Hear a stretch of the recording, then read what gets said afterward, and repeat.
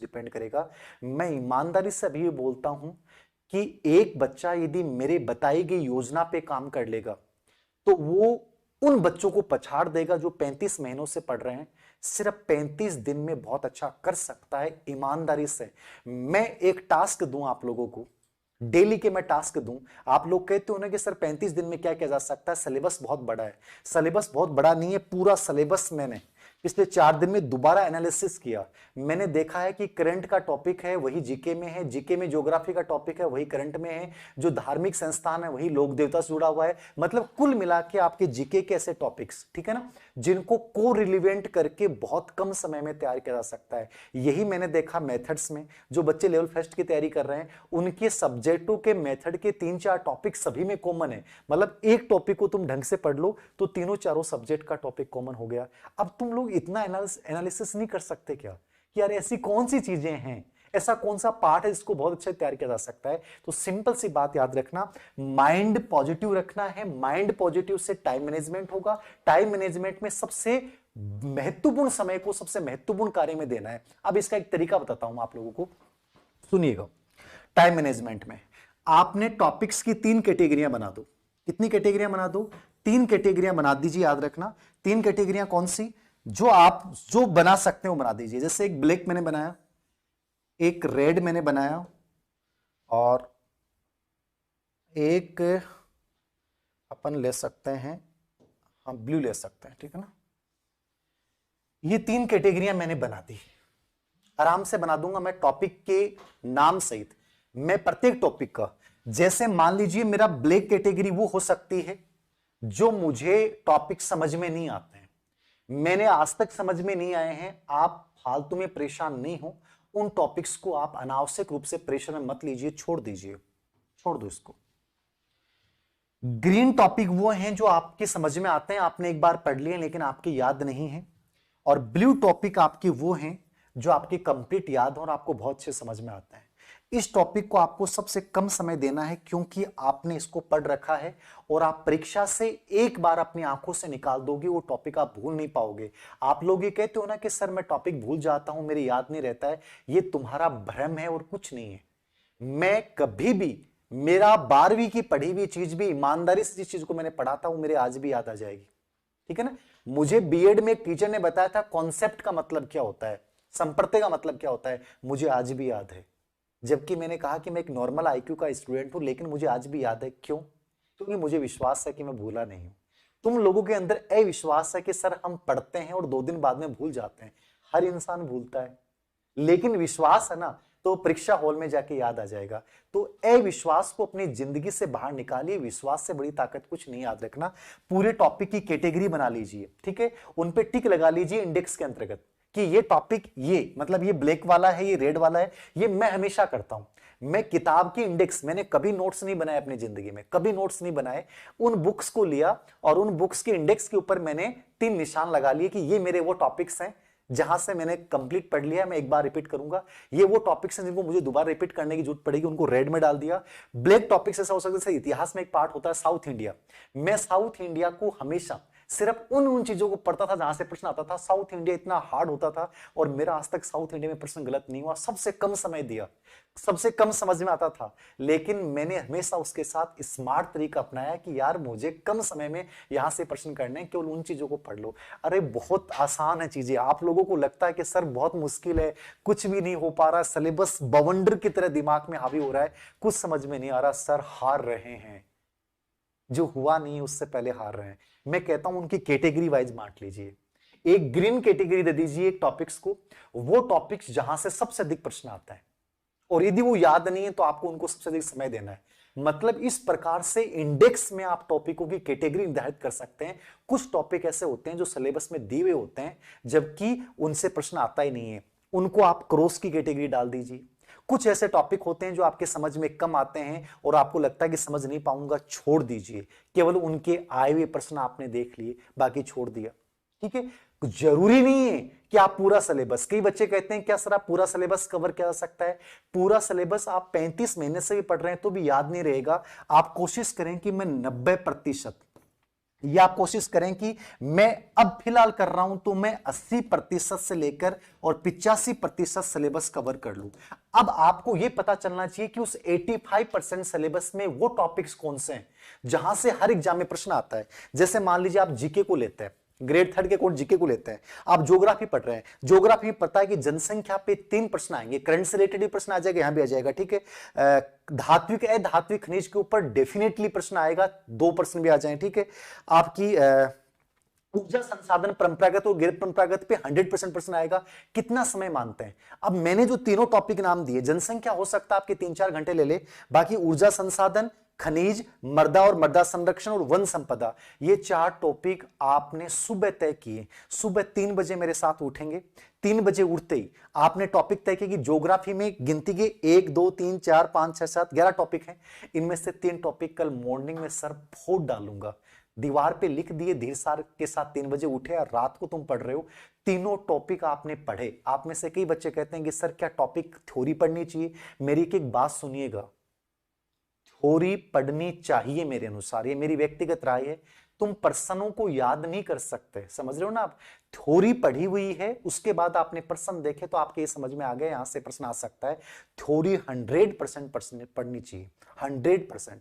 Theory पढ़ी, उसके प्रश्न निकाले, चारों टॉपिक मॉर्निंग में तुमने लिखे और मॉर्निंग में लिखने के बाद तुमने पढ़ डाले, तुम्हारे सुबह देखना तुम कहोगे कि सर 35 दिन में बहुत अच्छा करूंगा।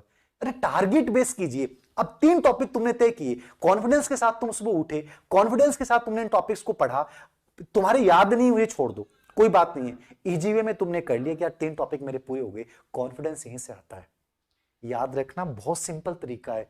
80 से 85% सिलेबस कवर करना है।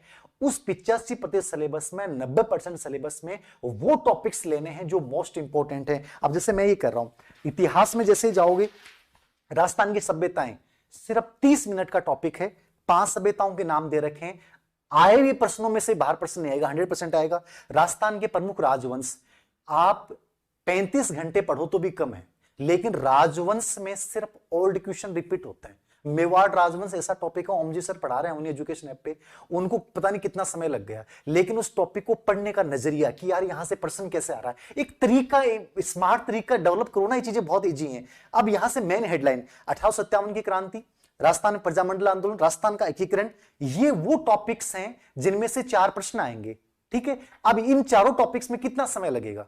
4 टॉपिक्स में कितना समय लगेगा? 4 घंटे लग सकते हैं, 5 घंटे लग सकते हैं। जो टॉपिक फिक्स हैं कि जहां से प्रश्न आएगा, उन टॉपिक्स को ग्रीन कैटेगरी में ले लीजिए और उन टॉपिक्स को आने वाले 10 डेज में पढ़ डालिए अच्छे से, एक प्रकार से क्राइटेरिया, ठीक है। मतलब राजस्थानी भाषा है, राजस्थानी भाषा पे 4 बिंदु दे रखे हैं। राजस्थानी भाषा की मैं आपको बताऊं, आरएस 2016 वाली जो एग्जाम थी, उसके अंतर्गत एक मैं पतली सी बुक लेके आया था, हेराल्ड की, अब तो अच्छी नहीं आती, लेकिन उस समय वो बुक थी पतली सी, मैं उसको लेके आया और मैंने सिर्फ रास्ते में, यानी जयपुर जाते समय रास्ते में घंटे 1.5 घंटे पढ़ी थी, मेरा एक भी प्रश्न गलत नहीं हुआ।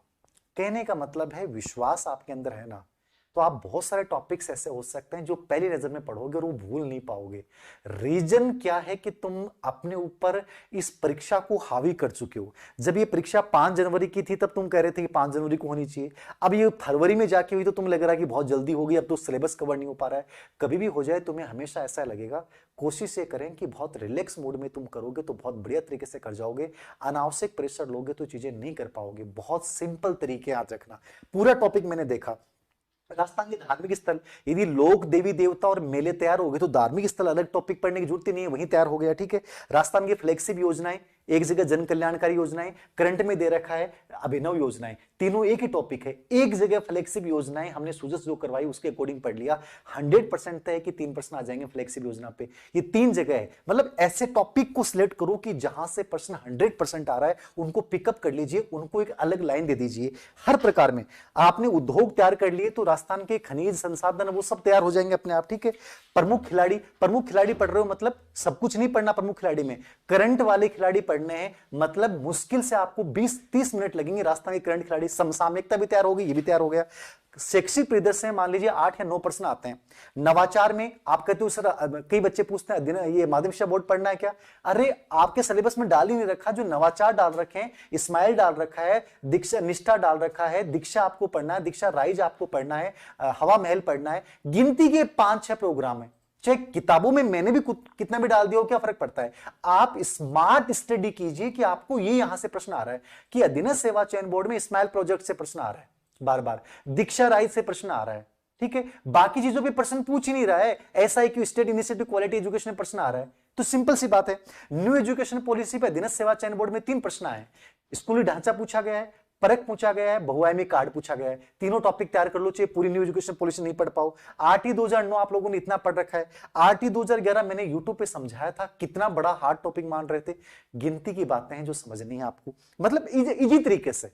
अब मैं जब बता रहा हूं कि आपको इस प्रकार से, मतलब कई बार ऐसा लगता है कि मैं आप लोगों को टास्क दूं कि कल का फर्स्ट डे है तुम्हारा और शुरू होता है, ये 10 टॉपिक रहेंगे आज, और आज तुम्हें ये टॉपिक्स पढ़ने हैं और रात को मैं तुमसे प्रश्न पूछता हूं। मतलब मुझे ऐसा लगता है कि मैं तुम्हें चैलेंज दूं, ओपन चैलेंज दूं, और तुम में से 5000 बच्चे ऐसे हों जो मेरे से जुड़े हुए हैं। बहुत सारे बच्चे हैं, लेकिन 5000 बच्चों को मैं सिलेक्ट करूं, जिन बच्चों को मैं ओपन चैलेंज दूं कि यार ये टॉपिक्स तुम्हारे होंगे, तुम इस टॉपिक को अपने हिसाब से पढ़ लो। तुम्हारे ऊपर प्रेशर रहेगा, तुम पूरे दिन जोश के साथ पढ़ोगे, उत्साह के साथ पढ़ोगे। रात को मैं 1 घंटा तुम्हारे साथ दूंगा, कहीं भी दूं ऑनलाइन पे, और मैं तुमसे कहूंगा कि ये चीजें अब मुझे बताओ ये पर्सन। अब तुम पूरा डिस्कशन चलेगा हमारा, 1 घंटे में पूरा डिस्कशन चलेगा कि उन 5 टॉपिक्स की एक एक चीज सामने आ गई। कॉन्फिडेंस बढ़ गया, 5-10 टॉपिक तैयार हो गए। कल अगले दिन फिर टारगेट, फिर अगले दिन टारगेट, फिर अगले दिन, मतलब इतना अच्छे से ये मैनेज किया जा सकता है, बहुत इजी वे में। और तुम इस चीज को लेकर हेडेक लेके मेरे मन में आता है बहुत सारी चीजें, मैं कैसे करूं, मुझे समझ में आता है कि मैं तुम्हारे जाके तुम्हारे मतलब मन मस्तिष्क को बदल दूं, तुम्हारे माइंडसेट को एकदम चेंज कर दूं, और तुम 35 दिन के लिए इतने उत्साह के साथ खड़े हो जाओ कि तुम्हें लगने लग जाए कि सर अलग वे में आ गया मैं। कल तक मैं हार की इच्छा वाला इंसान था, आज मैं पाने की जबरदस्त इच्छा वाले इंसान के साथ खड़ा हूं सर। ये मेरी इच्छा होती है। विषय का ज्ञान है आपका, मैंने कहा NCERT से बढ़िया कुछ नहीं है। अब उस विषय को आपने पढ़ लिया, जहां से भी पढ़ा है, जो विषय वस्तु पढ़ी उसको पढ़ लो, अब उसके ओल्ड क्वेश्चन पेपर निकाल लो, इससे बढ़िया कोई तरीका नहीं होता है। आप जितनी विषय वस्तुओं के साथ जाओगे उतने कंफ्यूजन हो जाओगे, और कोई जो चीजें आपके माइंड में हो पूछ सकते हैं। मैं सिंपल वे में दोबारा रिपीट कर दूं मेरी बातें आज की इस यूट्यूब सेशन की। माइंड मैनेजमेंट यानी मन मस्तिष्क में नकारात्मक विचार मत ले आना, चिंता पूर्वाग्रह से मुक्त हो जाना। टाइम मैनेजमेंट, 24 घंटे आपका विशेष अधिकार है, 24 घंटे पे आपका नियंत्रण होना चाहिए। 24 घंटे में आप कैसे उनका यूज करते हो, ये तुम्हारा 25 से 28 फरवरी में आने वाले एग्जाम्स का भविष्य तय करेगा, ठीक है। परिणाम पे मत सोचना, परिणाम तक पहुंचने वाले तरीकों के बारे में सोचना है। तरीके मैंने बता दिए, मेरे टास्क होंगे, तुम उनको पूरा करोगे, मैं जो कहूंगा वो दिनचर्या तुम्हारी होगी, ठीक है। तीसरी चीज क्रिया, एक्शन लोगे, आज से एक्शन के मोड में रहना है, प्लस जुनून। एक्शन से जुनून आएगा। आप कहते हो सर जुनून नहीं आ रहा, जुनून तब तक नहीं आता जब तक तुम लक्ष्य को प्राप्त नहीं करते हो। मैंने तुम्हें 5 टॉपिक दिए, तुमने 5 टॉपिक पूरे किए, कल टॉपिक पूरे किए, आज से तुम्हारी दिनचर्या बदल गई, तुम्हारे अंदर अपने आप जुनून आ जाएगा। और जुनून से क्या आती है? गति। कई बच्चों ने मेरे से प्रश्न पूछा, सर स्पीड नहीं आ रही है, ऐसा लग रहा है कि सिलेबस कवर नहीं हो पा रहा है, एक बार भी कवर नहीं हुआ है। कई बच्चे कहते हैं 5 बार कवर कर लिया लेकिन रिवीजन नहीं हो पा रहा है, स्पीड नहीं आ रही है। स्पीड कब आती है? मेरी बात सुनिएगा, स्पीड तब तक नहीं आती है जब तक आप मार्केट में घूमते हो, समझ रहे हो ना आप। जयपुर में, सीकर में, कोटा में, सूरतगढ़ में, बीकानेर में, गंगानगर में रह रहे हो, भरतपुर, दौसा, अलवर, कहीं भी रह रहे हैं आप, जयपुर के ट्रैफिक एरिया के अंदर चले गए, आपको बहुत समय लग जाएगा। क्यों लग जाएगा? जयपुर में मार्केट भरा पड़ा है, दुकानें खुली पड़ी हैं, आपका ध्यान इस दुकान पे जा रहा है, कुछ दुकानों पे बहुत सारी रौनक है, ठीक है। फिर लाल बत्ती आ गई, फिर ग्रीन बत्ती आ गई, फिर एकदम से ब्रेकर आ गया। आप पूरे टाइम जयपुर के अंदर उलझते रहे, आप बाहर निकल नहीं पाए, आपकी स्पीड नहीं बन पाए। रीजन क्या है? इस प्रतियोगी परीक्षा में लगभग 15 लाख आवेदन होंगे, 20 लाख आवेदन जितने भी होंगे, उनमें से 70% बच्चे अपने दिमाग में रेड बत्ती, ब्रेकर, अनावश्यक विषय वस्तु, पता नहीं क्या क्या लेके बैठे हैं। स्पीड नहीं आएगी। स्पीड आने के लिए बाजार से अपनी गाड़ी को सीधा उठाया और सीधा हाईवे पे चले जाओ, एनएच के ऊपर चले जाओ। रेड बत्ती नहीं आएगी, ब्रेकर नहीं आएगा, अपनी लेन में चलोगे। स्पीड बढ़ाने का सिंपल तरीका है, जो विषय वस्तु तुम्हारे पास है वो बेस्ट होनी चाहिए। उस विषय वस्तु पे विश्वास करना है, अपने नोट्स पे विश्वास करना है और अपनी उस लेन में सीधा चलना है। यदि इस बाजारवादी में पड़े रहे, बाजार में यदि घूमते रहे, तो याद रखना ना सिलेबस पूरा होगा, ना स्पीड आएगी, ना रिवीजन होगा। मैंने कहा एनएच पे चलना है, फास्ट लेन पे चलना है। तो फास्ट लेन पे चलने के लिए हर प्रकार के बंधनों को तोड़कर और डायरेक्ट हाईवे पे चलिए। 100% तुम्हारा रिजल्ट 35 दिन में बेटर आएगा। ये धीर सर बोल रहे हैं, मेरा अनुभव सुनिएगा, मैंने सब चीजें की हैं, याद रखना। जितने दिमाग में विचार रखोगे, जितने दिमाग में अनावश्यक बातें रखोगे, जितनी बहुत सारी कंटेंट रखोगे, केवल ट्रैफिक में उलझे रहोगे, इस ट्रैफिक से बाहर नहीं निकल पाओगे। अपने रूम के एनवायरनमेंट को बदल लेना। कल से वही किताबें रखनी है जो आपको पढ़ोगे, आने वाले 35 दिन में पढ़ोगे, बाकी को छांट दीजिए। एक विषय की एक किताब। कई बच्चों ने आईसीटी भी इतना, सर आईसीटी नहीं, आईसीटी के 5 प्रश्न आने हैं। यदि अधीनस्थ सेवा चयन बोर्ड के अभी तुमने सीईटी के पेपर देखे हैं तो कंप्यूटर के प्रश्न इतने गजब के पूछे गए हैं कि किताबों से आए ही नहीं। कंप्यूटर के प्रश्न ऐसे आ गए। तुम सीटी को लेकर, आईसीटी को लेकर बहुत सारी किताबें पढ़ रहे हो, सर आप वाली ले ली, फिर वो ले ली। अरे क्यों पढ़ रहे हो? एक किताब पढ़ते तुम। अब मैं आपके साथ ईमानदारी से बताऊं, आईसीटी को अपने दिमाग से निकाल दो। आईसीटी आपके समझ में नहीं आया, आईसीटी आपका तैयार नहीं है, 5 ही प्रश्न है ना, लेकिन तुम डेली उस आईसीटी पे कितना सोचते हो और कितना समय खराब करते हो, मूर्खता है।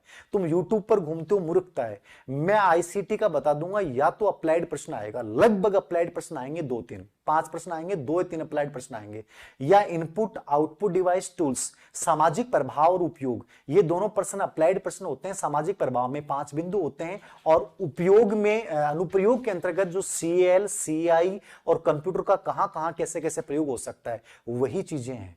बाकी जो उसके tools, input output device, MS Word, MS Excel पे प्रश्न पूछ रहा है। अब आप एमएस वर्ड हमें आता ही नहीं तो क्यों टाइम खराब करो, रहने दो ना। 1-2 प्रश्न गलत हो गए तो क्या हो गया? उन चीजों को लेकर जब इतना समय तुम खराब कर रहे हो, इसका मतलब तुम्हारी दिशा सही नहीं है, ये याद रखो।